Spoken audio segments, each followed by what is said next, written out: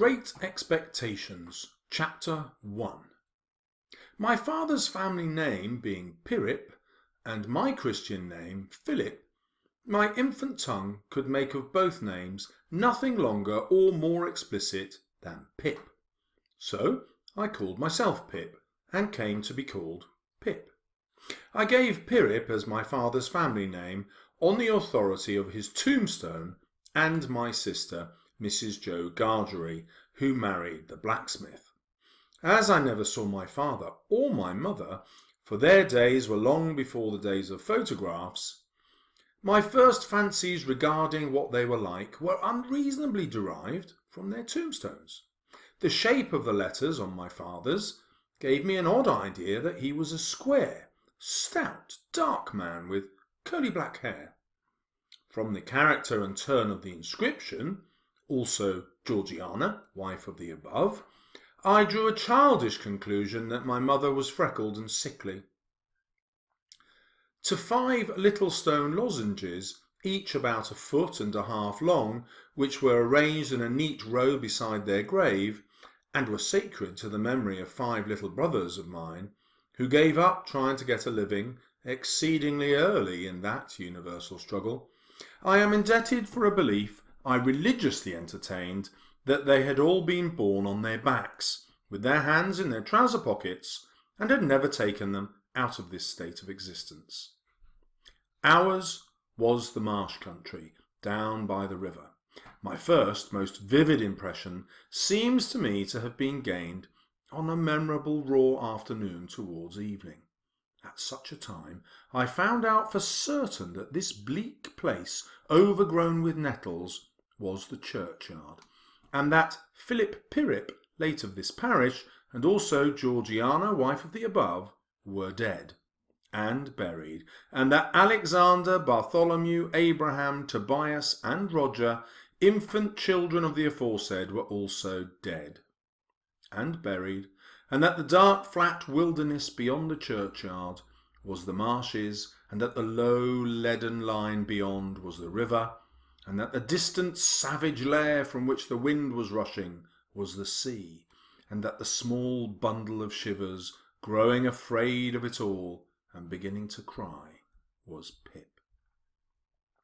"Hold your noise!" cried a terrible voice, as a man started up from among the graves at the side of the church porch. "Keep still, you little devil, or I'll cut your throat!" A fearful man, all in coarse grey, with a great iron on his leg, a man with no hat, and with broken shoes, and with an old rag tied round his head, a man who had been soaked in water, and smothered in mud, and lamed by stones, and cut by flints, and stung by nettles, and torn by briars, who limped and shivered and glared and growled, and whose teeth chattered in his head as he seized me by the chin. "Oh, don't cut my throat, sir," I pleaded in terror. "Pray, don't do it, sir." "Tell us your name," said the man. "Quick!" "Pip, sir."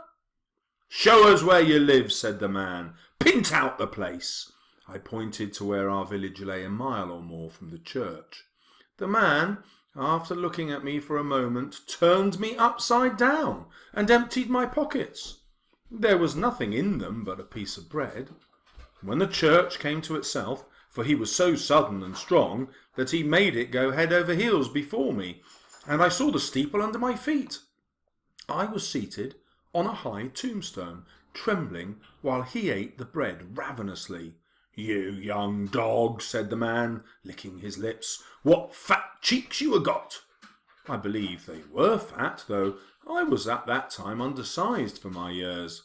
"Darn me if I couldn't eat them," said the man, with a threatening shake of his head, "and if I hadn't half a mind to it." I earnestly expressed my hope that he wouldn't, and held tighter to the tombstone on which he had put me, partly to keep myself from crying. "Now, look'ee here," said the man, "where's your mother?" "There, sir," said I. He started, made a short run, and stopped and looked over his shoulder. "There, sir," I timidly explained. "Also Georgiana. That's my mother." "Oh," said he, coming back, "and is that your father along of your mother?" "Yes, sir," said I. "Him too, late of this parish." Ha! He muttered then, considering. Who do you live with? Supposing you're kindly let to live, which I hadn't made up my mind about. My sister, sir, Mrs. Joe Gargery, wife of Joe Gargery, the blacksmith, sir. Blacksmith, eh? Said he, and looked down at his leg. Now, looky here, he said, the question being whether you're to be let to live. You know what a file is? Yes, sir. And you know what whittles is? Yes, sir.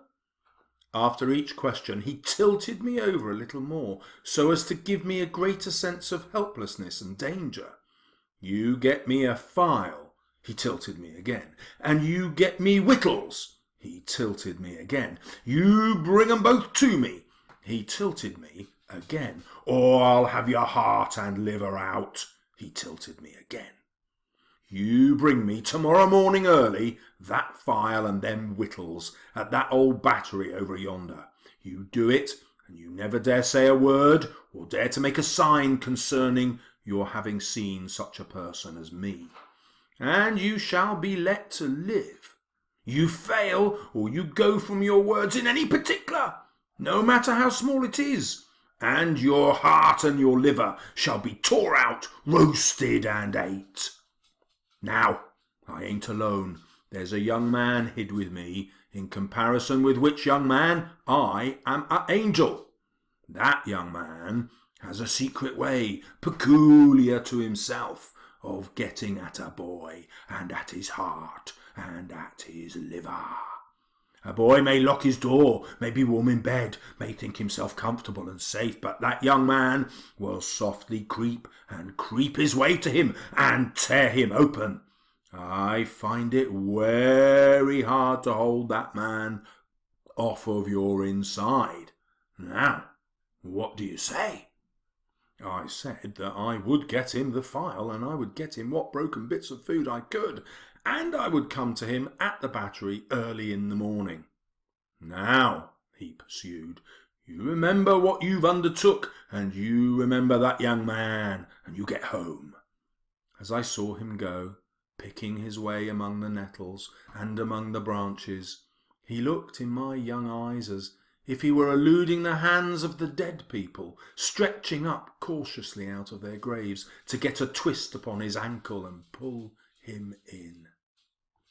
On the edge of the river I could faintly make a gibbet, with some change hanging to it, which had once held a pirate. The man was limping on towards this as if he were the pirate come to life. I looked all around for the horrible young man and could see no signs of him. I ran home without stopping.